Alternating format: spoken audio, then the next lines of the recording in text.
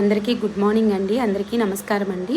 ఇప్పుడు మనం చాలా పవిత్రమైన తులసి మొక్క గురించి తెలుసుకుందాం. మన హిందూ సాంప్రదాయంలో తులసి మొక్కను లక్ష్మీదేవి స్వరూపంగా భావిస్తారండి. తులసికి చిన్న దీపం పెట్టి అగరబత్తులు చూయించి ధూపమాగ్రాపయామి అని, సాక్షాత్ దీపం దర్శయామి అని దీపం చూయించి తర్వాత పువ్వు, అక్షంతలు, పూలు, పసుపు, కుంకుమ, గంధము సమర్పించాం. ఆ దీపాన్ని 3 సార్లు సాక్షాత్ దీపం దర్శయామి అని 3 సార్లు తిప్పాలండి తులసమ్మకి. ఇప్పుడు మనం ఏమన్నా శ్లోకాలు వస్తే చదువుకోవచ్చండి. ఓం ఓం తులసియే నమః అని జపం చేయాలి. ఇప్పుడు తులసి అమ్మవారికి మన దగ్గర ఉన్న నైవేద్యాన్ని సమర్పించుకోవచ్చు. మన దగ్గర ఏ అందుబాటులో ఉంటాయి అవి. ఆ తర్వాత హారతి ఇచ్చి అమ్మవారికి మనకు వచ్చిన పాటని పాడుకోవచ్చండి. ఇప్పుడు మనం ప్రదక్షిణ చేయాలండి.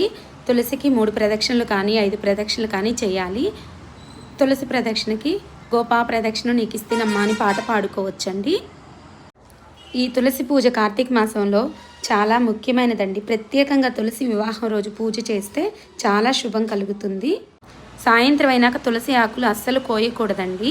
సాయంత్రం అయినాక తులసికి నీళ్లు కూడా పోయకూడదండి. ఆదివారం, అమావాస్య రోజుల్లో కూడా తులసి ఆకులు అస్సలు కోయకూడదు. అలా కోయటం మంచిది కాదండి. తులసి ఆకులు ఆరోగ్యానికి కూడా చాలా మంచివి. జలుబు, దగ్గు తగ్గించడంలో కూడా చాలా సహాయపడతాయండి. తులసి పూజ ఇలా చేస్తే అదృష్టం పట్టిద్దండి.